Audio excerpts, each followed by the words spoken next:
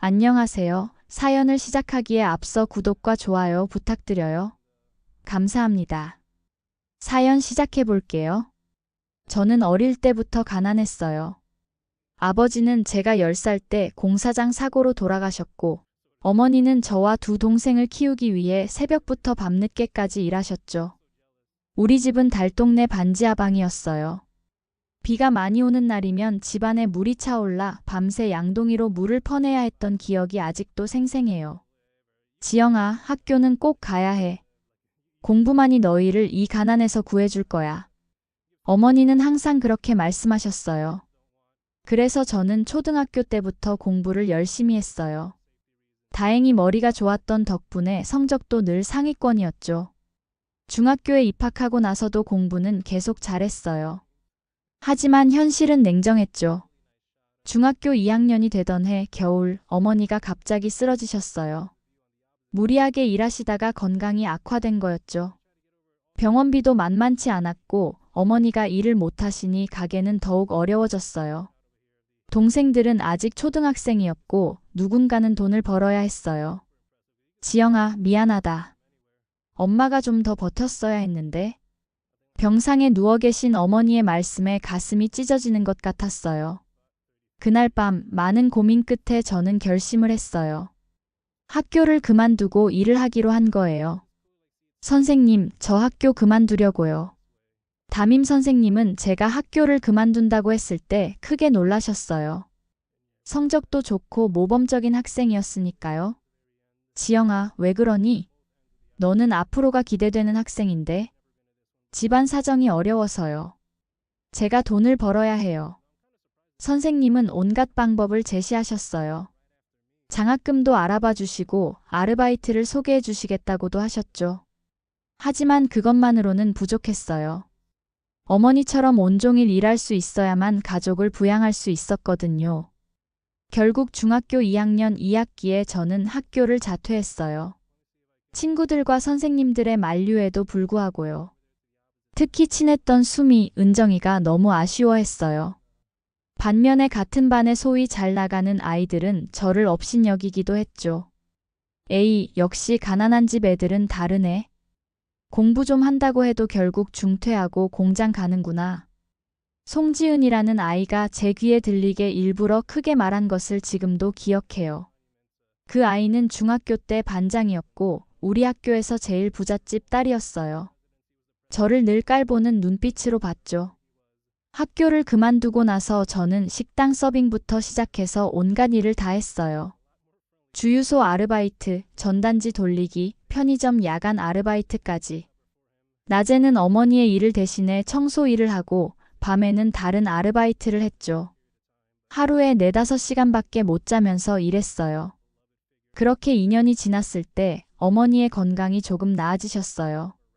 그때서야 저는 제 미래를 다시 생각할 여유가 생겼어요. 지영아, 이제 내 공부를 다시 해야지. 너는 원래 공부를 잘했잖아. 어머니의 말씀에 용기를 얻어 저는 검정고시 공부를 시작했어요. 낮에는 계속 일을 하고 밤에는 독학으로 공부했죠.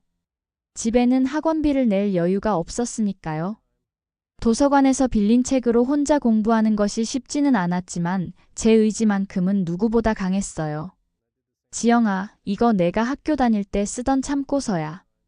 너 공부하는 데 도움이 됐으면 좋겠다. 중학교 때 친했던 수미가 제게 책을 가져다 주며 말했어요. 친구들의 도움 덕분에 조금 더 수월하게 공부할 수 있었죠. 그렇게 열심히 준비한 끝에 고등학교 검정고시에 합격했고 그 기세를 몰아 대학 입시 준비도 했어요. 지영아, 너 대학에 간다고? 진짜 대단하다. 주변에서는 놀라워했지만 저는 제 목표를 향해 한 걸음씩 나아갔어요. 그리고 마침내 제가 원하던 대학교 경영학과에 장학생으로 합격했죠. 그때의 기쁨은 말로 표현할 수 없었어요. 대학 생활은 녹록지 않았어요. 여전히 아르바이트를 해야 했고 집에도 생활비를 보내야 했으니까요. 다른 친구들처럼 MT나 축제를 즐길 여유도 없었죠. 하지만 저는 불평하지 않았어요. 제가 이 자리까지 올 수 있다는 것 자체가 기적이라고 생각했으니까요. 지영 씨는 정말 성실하네요. 자기 관리도 철저하고 능력도 뛰어나고 대학교 3학년 때 인턴십을 하면서 상사가 해주신 말씀이었어요. 그 말을 들으며 그래, 내가 지금까지 고생한 게 헛되지 않았구나라고 생각했죠. 졸업 후에는 그 회사에 정식으로 취직할 수 있었어요. 급여도 나쁘지 않았고 일도 적성에 맞았어요. 회사에 다니면서 저는 호준 씨를 만났어요. 그는 우리 회사의 협력사 담당자였는데 미팅을 통해 알게 되었죠. 호준 씨는 저와는 달리 부유한 가정에서 자랐어요. 아버지가 대기업 임원이셨고 그 역시 대기업에 다니고 있었죠. 지영 씨, 저랑 식사 한번 할래요? 업무 미팅 후 그가 저에게 데이트를 신청했을 때 처음에는 망설였어요. 배경이 너무 달랐으니까요. 하지만 호준 씨는 제가 어떤 환경에서 자랐는지 알고 나서도 진심으로 저를 좋아해 주었어요. 그렇게 우리는 연애를 시작했고 1년 후에는 결혼까지 하게 되었죠. 지영 씨 같은 사람을 만나서 정말 행운이에요. 당신은 정말 대단한 사람이에요. 호준 씨는 항상 제게 그렇게 말해 주었어요. 제가 힘들게 살아온 과정을 존중해주고 제 강한 의지를 사랑해 주었죠. 시부모님도 처음에는 조금 망설이셨지만 저를 알아가면서 점차 인정해 주셨어요. 결혼 후 2년 뒤에 우리 아들 현우가 태어났어요. 그리고 3년 후에는 딸 아연이도 태어났죠. 아이들이 생기면서 저는 일을 잠시 쉬고 육아에 집중했어요. 그 시간 동안 저는 제가 이루지 못했던 꿈들을 아이들에게 투영하지 않으려고 노력했어요. 아이들이 자신만의 길을 찾아갈 수 있도록 지원해주고 싶었거든요. 현우는 어릴 때부터 호텔 산업에 관심이 많았어요. 호준 씨의 회사와 거래하는 호텔 관계자들을 만날 기회가 있었는데 그때마다 호텔 비즈니스에 대해 질문을 많이 했죠. 엄마, 나중에 호텔에서 일하고 싶어요. 고등학생이 되면서 현우는 진로를 확실히 정했어요. 그는 대학에서 호텔 경영학을 전공했고 방학 때마다 호텔에서 인턴십도 했죠.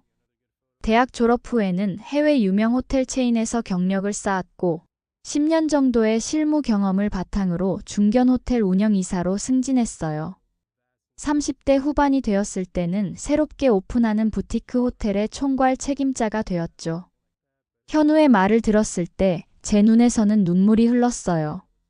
제가 힘들게 살아온 과정이 아이들에게 좋은 교훈이 되었다고 생각하니 모든 고생이 헛되지 않았다는 생각이 들었거든요. 그렇게 평화롭고 행복한 나날을 보내던 어느 날 제 핸드폰으로 한 통의 메시지가 왔어요. 중학교 동창회. 사실 저는 한 번도 간 적이 없었어요. 학교를 중퇴한 후로는 연락도 거의 하지 않았고 제 삶은 그들과는 너무 달랐으니까요. 하지만 이번에는 왠지 가보고 싶다는 생각이 들었어요. 엄마, 어쩐 일로 동창회를 가신다고요? 어디서 해요? 현우가 물었을 때 저는 메시지를 다시 확인했어요. 그랜드 센트럴 호텔에서 한대. 그거 우리 호텔인데요? 제가 신경 써드릴게요, 엄마. 현우의 말에 저는 웃으며 고개를 끄덕였어요. 우연히도 현우가 대표로 있는 호텔에서 동창회가 열리게 된 거였죠. 현우는 엄마의 동창회라며 특별히 신경 써주겠다고 했어요. 동창회 당일 저는 조금 긴장되는 마음으로 호텔로 향했어요.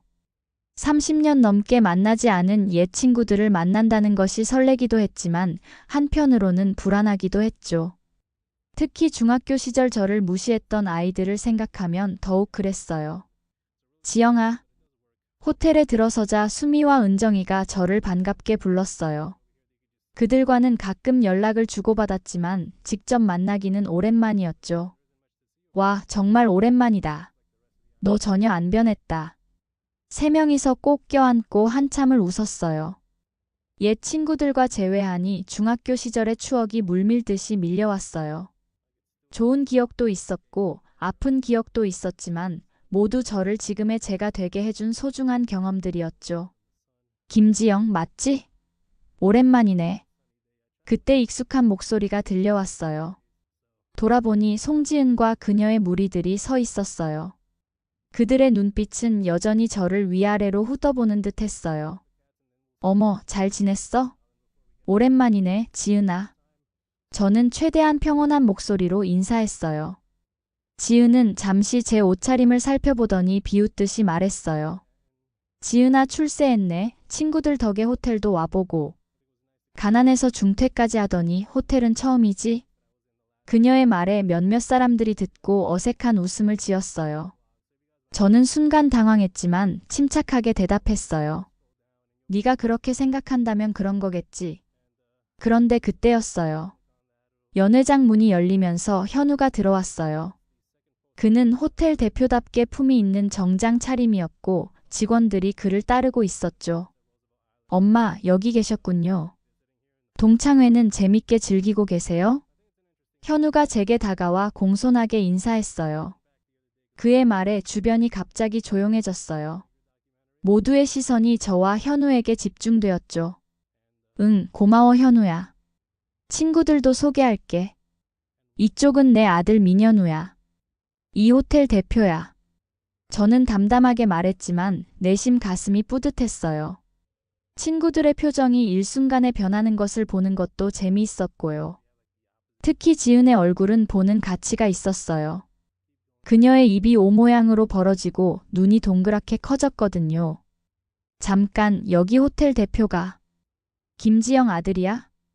지은이 놀란 목소리로 물었어요. 그녀의 표정이 순간적으로 당황스러움으로 바뀌었죠. 주변에 있던 다른 동창들도 갑자기 관심을 보이기 시작했어요. 네, 안녕하세요. 김지영 여사님의 아들 민현우입니다. 현우가 공손하게 대답했어요. 그의 말에 연회장이 잠시 조용해졌어요. 수미와 은정이는 제게 다가와 기쁜 표정으로 말했어요. 지영아, 너 정말 대단하다. 아들이 이렇게 근사하다니. 너 항상 야무지더니 역시 잘 될 줄 알았어. 은정이가 저를 껴안으며 말했어요. 수미도 고개를 끄덕이며 현우에게 인사했죠. 안녕하세요, 현우 씨. 저는 지영이 중학교 친구 수미예요. 엄마가 어릴 때부터 정말 의지가 강하고 똑똑했어요. 현우는 미소를 지으며 고개를 끄덕였어요. 네, 어머니께 이야기 들었습니다. 쉽지 않은 환경에서도 포기하지 않고 열심히 사셨다고요. 저에게는 정말 존경스러운 분이세요. 그 말을 들으며 지은은 표정이 일그러졌어요. 아마도 과거에 제게 했던 말들이 떠올랐나 봐요. 지영아, 정말 대단하다. 네가 이렇게 성공할 줄 누가 알았겠어. 이제는 다른 동창들도 하나둘 다가와 저에게 말을 걸기 시작했어요. 예전에는 저를 무시했던 사람들도 이제는 저에게 친근하게 대했죠. 그들의 태도 변화가 어이없기도 했지만 한편으로는 인간의 본성이 그렇다는 걸 인정할 수밖에 없었어요. 동창회가 끝나갈 무렵 현우가 다시 연회장에 와서 저를 찾았어요. 어머니, 슬슬 마무리되는 것 같아요. 제가 모셔다 드릴게요. 그래, 고마워 현우야. 친구들과 인사를 나누려는데 지은이 다시 몇몇 친구들에게 말하는 소리가 들렸어요. 아니, 진짜 믿기지가 않아. 쟤네 아들이 이 호텔 대표라니. 얼마나 돈 많은 남자를 만난 거야? 우리 중에 누가 제가 이렇게 될 줄 알았겠어? 수미가 지은의 말을 듣고 화가 난 듯 말했어요. 지은아, 넌 정말 중학교 때부터 신보가 못 됐더니 커서도 변한 게 없네. 그래서 옆에 누가 남아있겠어? 은정이도 거들었어요. 맞아, 지영이는 열심히 살아서 지금의 행복을 만든 거야. 넌 항상 남을 깎아내리기만 하지. 지은은 당황한 듯 얼굴이 붉어졌지만 곧 코웃음을 치며 자리를 떠났어요. 수미가 저에게 와서 어깨를 감싸 안았어요. 지영아, 제 말은 신경 쓰지 마. 우린 내가 정말 자랑스러워. 현우와 함께 호텔을 나서면서 저는 묘한 감정을 느꼈어요. 오랜 시간이 지났지만 사람의 본질은 쉽게 변하지 않는다는 걸 다시 한번 깨달았죠. 엄마, 괜찮으세요? 현우가 차 안에서 물었어요. 저는 잠시 생각에 잠겼다가 대답했어요. 괜찮아. 그냥 사람들은 변하지 않는구나 하는 생각이 들었을 뿐이야.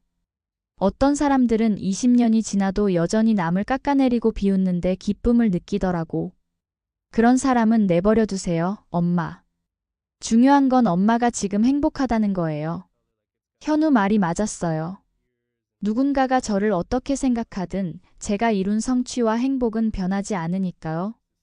집으로 돌아가는 길, 저는 창밖을 바라보며 제 인생을 돌아보았어요.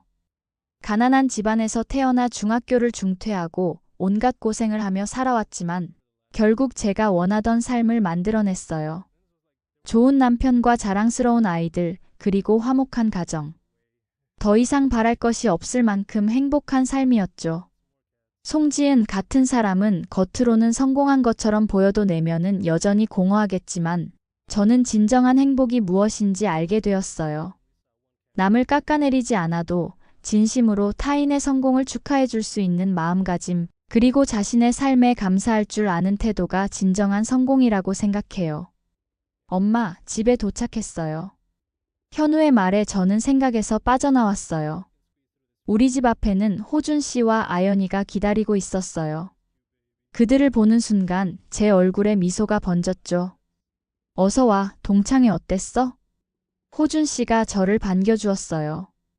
저는 그의 팔을 잡으며 웃음을 지었어요. 재미있었어요. 오랜 친구들도 만나고 옛날 날 무시하던 애들한테 통쾌한 한 방도 날렸죠. 무슨 일 있었어요? 우리 현우가 호텔 대표라는 걸 알고는 얼굴이 5번은 바뀌더라고요. 특히 송지은이라는 애는 중학교 때부터 날 무시했던 애인데 오늘도 여전히 이기적이고 못된 말을 하더라고요. 근데 다른 친구들이 오히려 걔를 나무라는 걸 보니까 통쾌하더라고요. 그날 밤 가족과 함께 식사를 하며 웃고 떠드는 모습을 보면서 저는 생각했어요. 이게 바로 내가 진정으로 이긴 거구나. 가난했던 어린 시절, 중학교를 중퇴해야 했던 아픔, 그리고 온갖 어려움을 이겨내고 지금의 이 행복한 순간에 도달했다는 것이 너무나 기쁘고 자랑스러웠어요. 아연이가 대학 생활에 대해 이야기하는 것을 들으며 저는 문득 송지은을 떠올렸어요. 그 애는 여전히 남을 깎아내리며 살고 있겠지만 그런 사람은 결국 진정한 행복을 찾기 어렵다고 생각해요. 사람은 자신의 선택에 따라 살아가는 법이니까요. 인생은 때로는 우리에게 힘든 시간을 주기도 하지만 그 시간들이 모여 우리를 더 강하고 현명하게 만들어주는 것 같아요.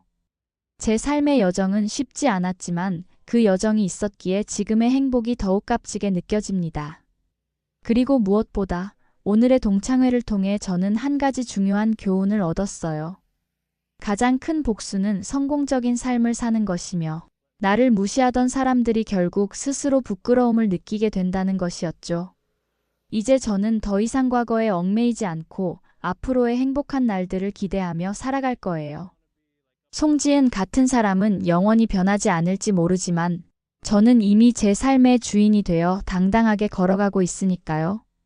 제 긴 이야기를 끝까지 들어주셔서 감사합니다. 구독과 좋아요, 알림 설정까지 잊지 마세요.